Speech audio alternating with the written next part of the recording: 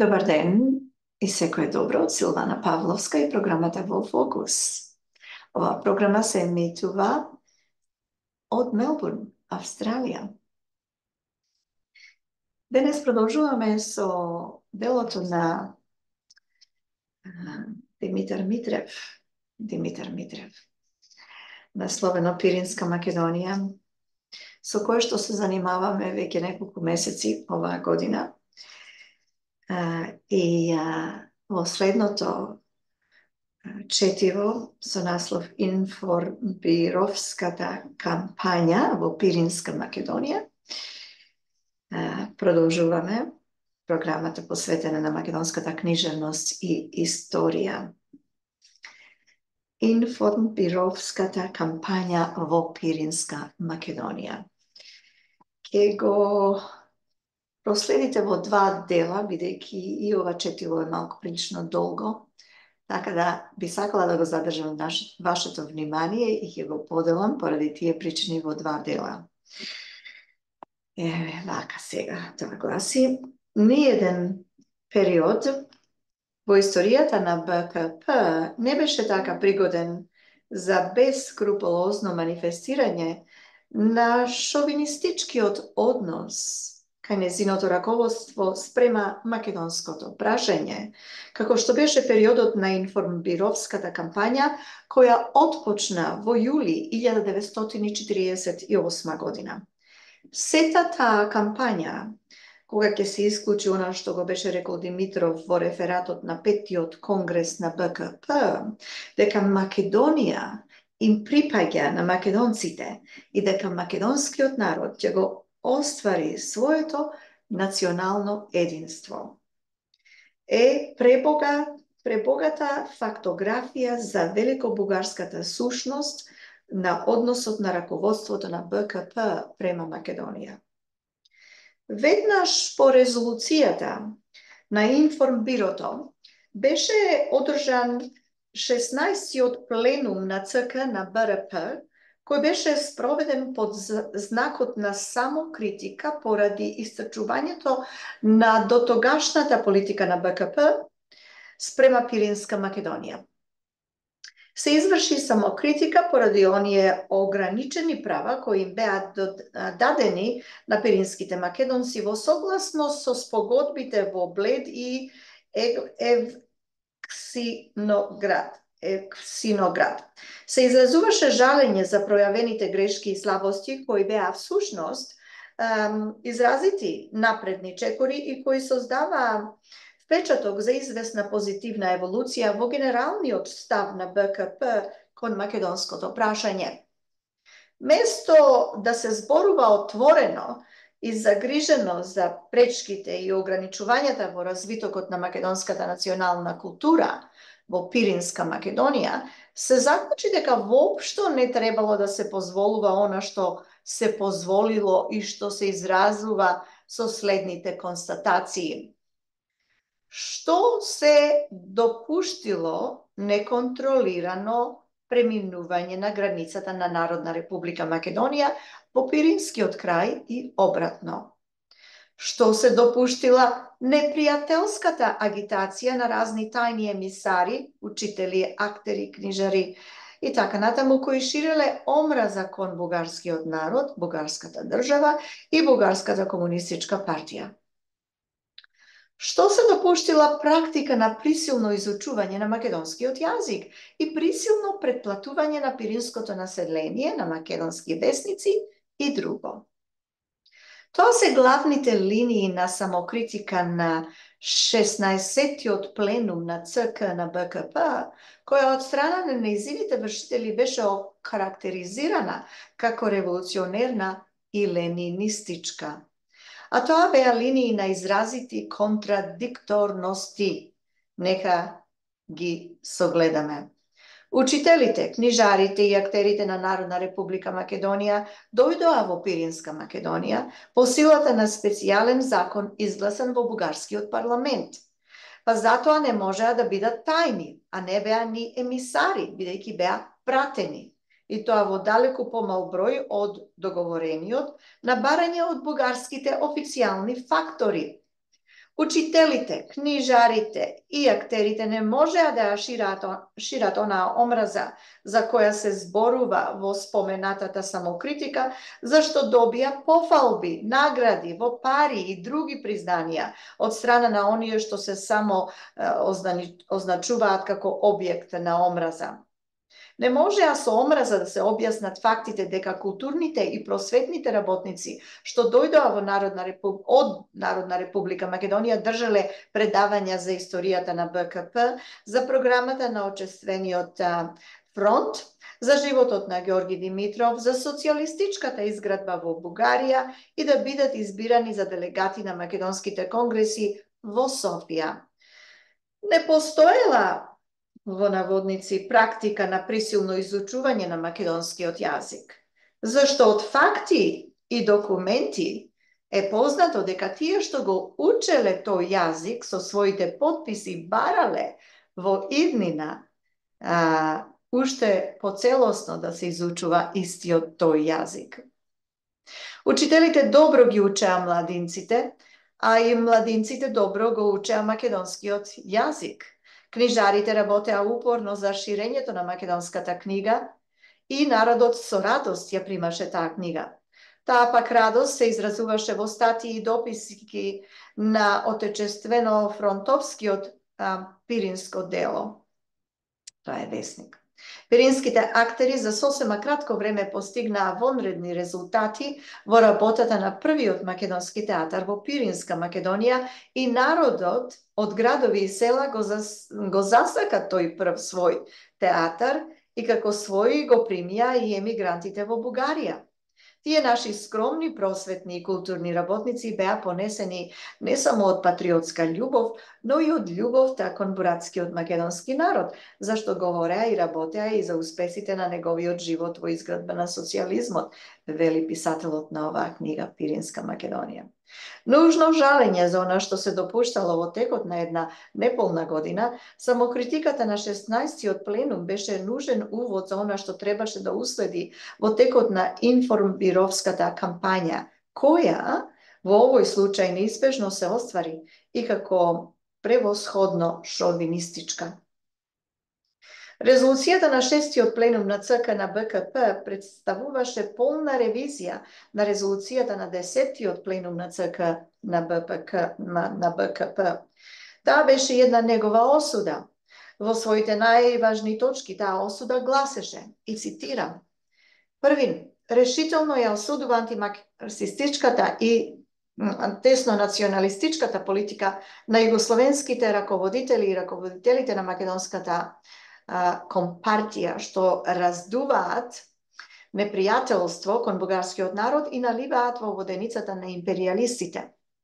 Второ, со оглед на ново создадената положба во Федеративна република Југославија, да се потсета дека Федерацијата на Јужните Словени и евентуалното присоединување на Пиринскиот крај кон Народна република Македонија се можни само при една Југославија, што ќе му остане верна на општо социјалистичкиот и демократски меѓународен фронт.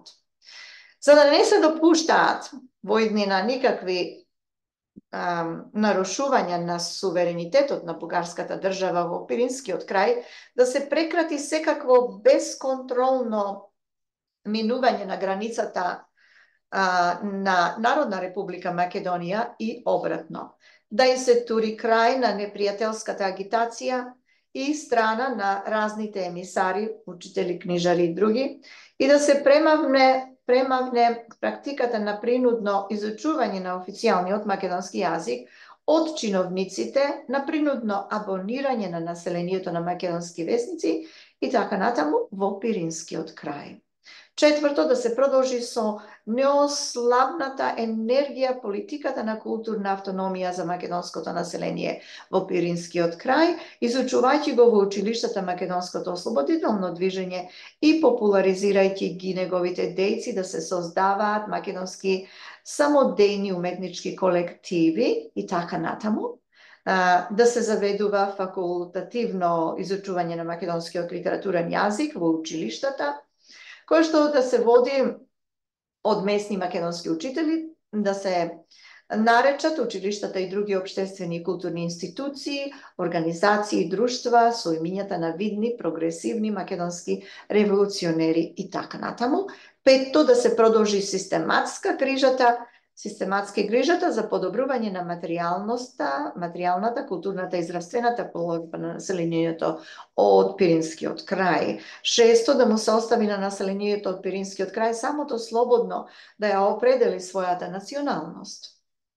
Седум, да се засили борбата против михајловистите и великобугарските шовинисти, агенти на англо-американскиот шовинизам, што би се обиделе да ја исползуваат сегашната положба за воскрснување на своите антиреакционерни и во служба на империализмот планови по македонското прашање.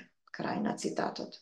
Преку тие неколку решенија на 16-тиот пленум се даваше неограничена можност за нови поразни манипулации со националната судбина на македонскиот народ во Бугарија. Тоа што не се одрекнуваше македонската националност практички не значеше ништо. Сосема така, зашто она што беше порано одредено со решенијата на 10-тиот пленум, сега се поставуваше во областа на факултативното, а онаа слободна национална изјавеност за која се зборува сосема лесно можеше да се парализира со потребите на ново создадената ситуација. Единствено реално си остануваше обесилувањето на решенијата од 10-тиот пленум. И сето она што настана во текот на кампањата премина под знакот на ново создадената ситуација и се обнови како национално обесправување на пиринските македонци. Решенијата на 16-тиот пленум на ЦК на БКП беа тежок удар не само за пиринските македонци, но и за македонската емиграција во Бугарија. Се рушеа придобиените услови и можности. Фразите за слободното национално определување не ветуваа ништо. Едно ново национално обесправување се покажуваше во сета своја величина. Врските со слободната татковина се прекинаа, одново по старото. Во тешкотијата на такви размислувања се најдоа македонци во Бугарија, кои се беа решиле да ги понесат сите последици, но отворено да ја кажат вистината. Се решија да речат како македонците во Бугарија ги примаат решенијата на 16-тиот пленум, да ги предупредат оние што ги изработија и изгласаа и така да се знае каде лежи одговорноста за еден акт што цело едно национално малцинство го фрлаше во состојбата на национално обезличување. Веднаш по решенијата на 16-тиот пленум на ЦК на БКП, неколку членови на Централниот иницијативен комитет на македонските културно-просветни друштва во Бугарија испратија отворено писмо до Централниот комитет на БКП, во чиј уводен дел донесените решенија се одредуваат како погрешен чекор што води кон опасни последици.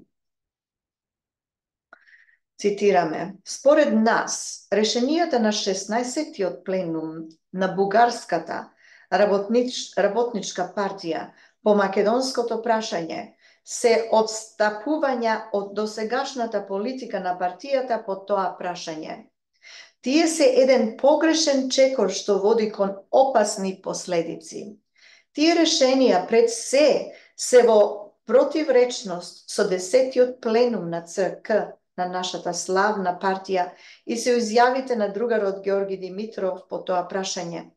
Тие решенија не им одговараат на принципите што влегуваат во науката на Маркса, Ленина, Сталина по националното прашање и кријат во себе опасни последици за другите демократски раководства, кои што би се обиделе да се користат со бугарскиот пример во однос на некое друго нерешено национално прашање. Крај на цитатот.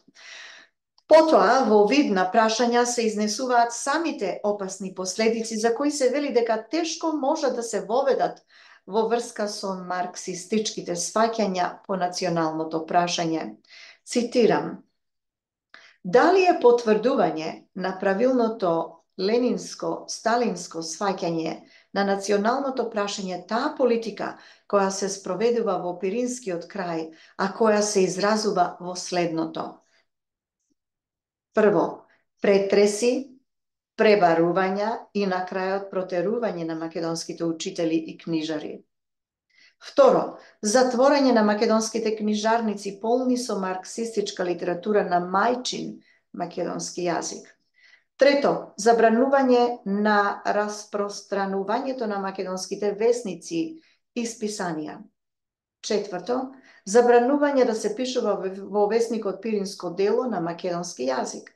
Петто, систематско спречување да се посетува Народна република Македонија и недопуштање македонците специјалисти од Бугарија да дојдат на работа во Народна република Македонија. Шест, испраќање на постојана работа надвор од Пиринскиот крај на Македонија на пројавените македонски дејци родум оттаму. Седум, поставувањето македонскиот јазик да се изучува факултативно, додека порано беше редовен предмет во училиштата. Осум, гонење на македонските дејци што стојат на правилни позиции, претреси на нивните куќи и во македонските клубови. 9. Разбивање на Пиринскиот крај на Македонија на 5 околии место да се образува национална област. 10. Измислување на теории дека литературниот македонски јазик е србизам, за да се оправда неговото неизучување. 11. Недопуштање идењето на македонската бригада Гоце Делчев и незиното симнување од воз со помош на милиција со кое се спречува македонската младина да даде свој придонес по изградувањето на социјализмот во својата татковина. И 12. Неправилната економска колонијална политика спрема Пиринскиот крај на Македонија. Крај на цитатот. Во писмото огорчено се изнесува фактот што и една комунистичка партија покажува шовинистички однос кон едно национално малцинство и кон неговата слободна држава, па се заклучува, цитирам, треба да се пристапи со чисто срце и со помалку грешки кон нашиот напатен македонски народ, онака како постапија нашите југословенски браќа, што го помогнаа за цврстувањето на нашата Народна република Македонија. Крај на цитатот. Тоа писмо ја кажа вистината за оно што беше сторено со 16-тиот пленум и за неговите последици. Но и информбировштината ја кажа својата вистина, уништувањето на секакви услови за развиток на македонците во Бугарија. И бидејќи судбината на македонците во Бугарија беше решена, цитирам, сами слободно да ја определат својата националност, крај на цитат, а во услови на полна национална обесправеност, старата великобугарска загриженост одново се ангажира како околу судбината на македонскиот свет вон од границите на Бугарија, така наречениот буржоаскиот национализам и пак во наводници, македонското предавство. Требаше да се ослободува слободната македонска држава. Па се рече во она што е речено на 16-тиот пленум, и тоа, цитирам, спроведуваната од страна на Колишевски и другите скопски раководители политика на гонење на каква и да е пројава на бугарската национална свест сред населението од Народна република Македонија и на одречувањето на правото на национално малцинство на бугарскиот елемент во Народна република Македонија е јарко оддалечување од ленинско-салиниското разбирање на националното прашање и на правото на населението само да ја определи својата национална припадност. Крај на цитатот. Нештата стануваа се појасни, се бараа бугари во Македонија. И тоа од редовите на македонскиот народ. Се бара тој народ да ја определи својата национална приврзаност. Нему му е наменето она, така наречено ленинско-сталинско сваќање. А тој народ ја беше определил својата национална приврзаност уште во оној преродбенски период кој беше таков и за бугарскиот народ. Се бара, значи, да се изјасни како бугарски еден народ што се изјаснил уште во борбите против бугаризаторската кампања на екзархијата. Во тој правец се изјаснуваа нештата. Инаку на бугарските раководители им беше познато дека тогаш во Народна република Македонија од 1.500.000 жители само 974 беа бугари, кои живеа како такви, како наполно слободни и рамноправни граѓани, чија бугарска национална свест никој не ја прогонуваше. Па тешко е да се рече дека се работеше за претензии на некаков инцидентен великобугаризам. Нема ништо случајно во тоа обновување на пледирањата на великобугарските претензии спрема Македонија. Информбировската кампања со сета своја бескрупулозност ја овожможи бескрупулозноста и на великобугарскиот и великобугаризмот. Сега требаше да се изврши компензација за периодот во кој требаше да се сокриваат старите националистички скрупули. Ако порано самите официјални становишта спречуваа да се изрази болката против загубата на Вардарска Македонија, сега информбугарскиот курс ставаше лек на раната на великобугарскиот шовинизам. И не беше мал бројот на раководителите на БКП, кај кои таа рана необично брзо се залечуваше. Од решенијата на 16-тиот пленум узнаваме дека антимарксистичката и тесно националистичката политика на југословенските раководители и раководителите на македонската партија наливаат вода во воденицата на империалистите.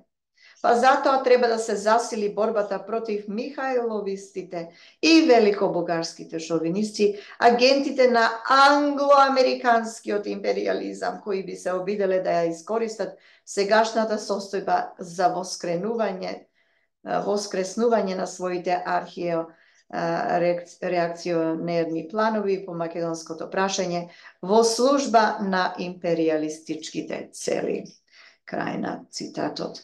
Кога се знае овој начелен став на ЦК на БКП, нужно е да се знае и неговото конкретно преобразување. Веднаш по резолуцијата на 16-тиот пленум беше одржана во Горна Џумаја конференција на партиските активисти од Пиринска Македонија, на која членот на политбирото на ЦК на БКП Владимир Поптомов изнесе една нова е во наводници, нова концепција за поимот македонец. Слушајте, внимателно ве молам. Како пишува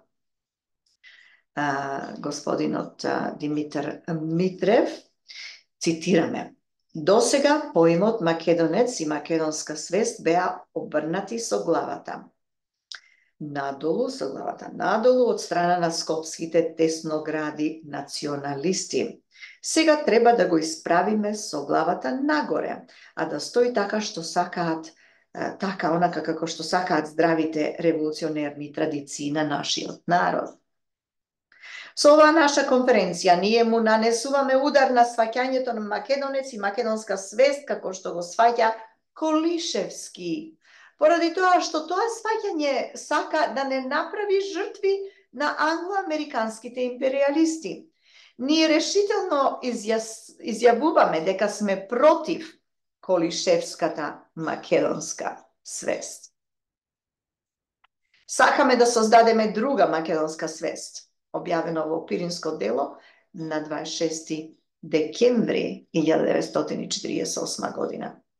Интересно е сега да се знае каква е таа друга македонска свест што треба да се создаде. Одговорот е даден во статијата на тогашниот организационен секретар на ЦК на БКП Георги Чанков. Делото се вика Предавници на социјализмот и македонското дело, објавено во работническо дело на 10.10.48 година. Цитирам. Што се однесува до изучувањето на сегашниот официјален македонски јазик во Пиринскиот крај, 16-тиот пленум на Централниот комитет го укина неговото задолжително изучување во училиштата, затоа што тој јазик се покажа неразбирлив за населението на македонскиот крај, го угнетуваше неговото правилно воспитување како македонско население, почна да создава разединување кај него и можеше да го спречи неговиот прогресивен развиток. 16-тиот пленум на ЦК на БКП му препорачува на населението од Пиринскиот крај засега да се учи и воспитува во духот на социјализмот на јазикот на кој зборува, кој му е разбирлив, тоест на бугарскиот јазик.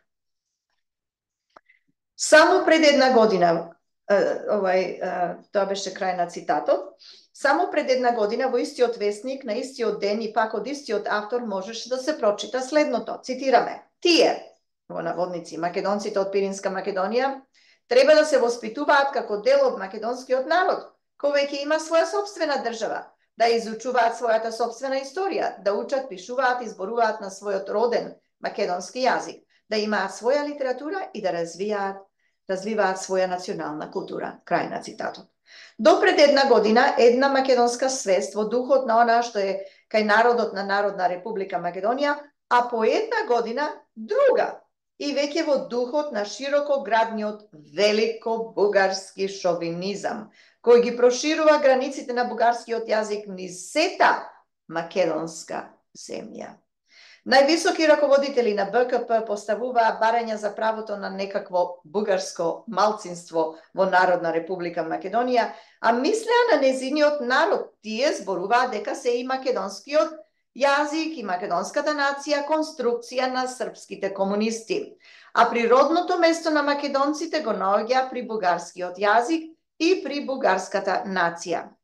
Треба да се рече дека за Македонија и македонците не резонираа поинаку и агентите на империализмот, михајловистите, тоест оние против кои резолуцијата на 16-тиот пленум повикуваше на борба. Во тоа време, последниот автентичен збор на михајловистите, тие познати главорези на македонскиот народ во Пиринска Македонија, тие осведочени слуги и на Кобуршкиот двор и на меѓународната реакција, тие најдолнопробни одроденици беше изнесен во нивната брошура Сталин и македонското прашање, напишана под псевдоним Македоникус, а издадена во 1947 година во Индијаполис, во Соединетите Американски држави. Оваа брошура од почетокот до крај е обновување на велико бугарските претензии спрема Македонија, па представува и пол напад и полна негација на слободната македонска држава Народна Република Македонија. Бугарските комунистички раководители го прогласуваа македонскиот јазик како неразбирлив за пиринските македонци, зашто бил посрбен. Тие ги жалеа македонците од Народна Република Македонија, што не можат како македонци од Пиринска Македонија да зборуваат на разбирливиот бугарски јазик, што страдаат од антибугарската денационализација на скопските раководители. Тоа го тврди и Македоникус. Цитираме. Позволен е еден местен дијалект како писмен јазик за Македонија. Самиот тој дијалект државата не го признава за бугарски. Со отворената тенденција се против бугаризмот, во него се воведуваат мнозинство српски зборови и изрази. Доколку во таа административна денацентрализација, тоест во македонската федерална единица, постои едно министерство за просвета, неговата задача е чисто антибугарска и денационализаторска. Тоа не е институт за поддржување на националната слобода и култура, туку за национално угнетување. Страна број 56, крај на цитатот. Да наведеме сега еден цитат од статијата објавена во Работническо дело, тоа е весникот Работническо дело, од 26 јули 1948 година, под наслов ситно буржуазски национализам под маската на комунизам. Цитирам: во Вардарска Македонија тие установија еден режим на националистичка диктатура. Бугарскиот елемент во тој дел на Балканот е поставен вон од законите. И покрај тоа што во тој дел на Македонија уште во времето на турското владење постојаа стотина бугарски училишта, сега во македонската држава во која управуваат божем комунисти, нема ни едно бугарско училиште. На сите други народности им се признаени права на национални малцинства, а само на бугарскиот елемент не му се признаваат никакви права. Таму не се позволува ширење на бугарски весници или на какви било бугарски книги. Најгрижливо се избришуваат дури и надписите на бугарски јазик на старите споменици и така натаму и така натаму. Од страна на комунистичките раководители таму се води една планска и систематска кампања на насаскување и омраза против БКП, против народната демократија во Бугарија и против бугарскиот народ. И сето тоа југословенските раководители го одредуваат како, во наводници, ленинска национална политика. И крај на цитатот. Коментар за сличноста помеѓу цитатот од брошурата на Македоникус и цитатот на статијата на работничко дело не е потребен. Што се однесува до планската и систематска кампања на насаскување и омраза против БКП, достатно е да ги споменеме овде зборовите на Лазар Колишевски, упатени кон македонците во Бугарија. Тој рекол: вие имате права во општен отечествен фронтовска Бугарија. Развивајте ја вашата македонска национална свест во Пиринска Македонија. Така ќе го зајакнете отечествениот фронт и ќе ја биете реакцијата. Работејќи за идеите на Гоце Делчев и на Јане Сандански за полно ослободување на македонскиот народ, никој во Бугарија не ви пречи како македонци да бидете и добри отечествено фронтовци. Крај на цитатот на Колишевски, кој излегол во македонско знаме на 16 мај 1946 година. И пак, во тој однос, само 3 месеци пред цитираната статија во работничко дело, во својот реферат на вториот конгрес на Народниот фронт на Македонија, одржан во мај 1948 година, пак Лазар Колишевски го рече следното, цитираме: на крајот, изразувајќи и благодарност на владата на Отечествениот фронт, значи бугарската, и на другарот Димитров за дадените можности за културен развиток на македонскиот јазик во Бугарија, се надеваме дека ќе бидат отстранети сите пречки што стојат по патот на понатамошниот национален и културен развиток на нашиот народ во Пиринска Македонија. Зашто тоа е најдобрата гаранција, вели тој, за создавање уште поблиски и потопли братски односи меѓу македонскиот и бугарскиот народ. Ете, тоа го рекол Колишевски. Што се однесува пак до забраната на бугарските весници и книги во Народна република Македонија, може само да се рече дека и во тој однос станува збор за 100% измислица, зашто тешко е да се верува дека авторите од работничко дело немале податоци од издавателствата, од редакциите и од другите заинтересирани служби, дека тие весници и тие книги никој во Народна република Македонија не ги забранува. Аналогијата пак со некогашните екзархиски бугарски училишта во Македонија е аналогија која не враќа кон некогашното стварно постоење на великобугарската пропаганда во Македонија, но не враќа и кон стварното постоење на народен отпор против денационализаторскиот курс на таа пропаганда. И уште нешто, бидејќи изворите за великобугарска инспирација се заеднички за споменатата брошура и за споменатата статија, тие во многу подсетуваат и на терминологијата и на суштината во статиите на опозицијата, која некогаш беше означувана со работническо дело со терминот Великобугарска. Одново и како никогаш доттогаш, раководството на БКП се најде во ќорсокакот на еден познат шовинизам. Во Пиринска Македонија пак одново се засили курсот на една позната денационализација. Ете, успеавме ова долго четиво, насловено Информбировската кампања во Пиринска Македонија, всушност да ви го прочитаме во целост. Така да, ево еден дел и јас се надевам дека ќе можете да го следите, бидејќи овие се историски факти за кои што пишува Димитар Митрев во неговото дело Пиринска Македонија. За мене навистина ова нешто образовно, интересно, не можам да не помислам дека историјата се повторува, затоа што пред неколку месеци бевме сведоци на тие на тој врховизам од страна на бугарите кои што отворија не еден, туку два клуба, бугарски клубови во Македонија, во Битола и во Охрид, и тоа со благослов од властите на Македонија, од владата на Македонија.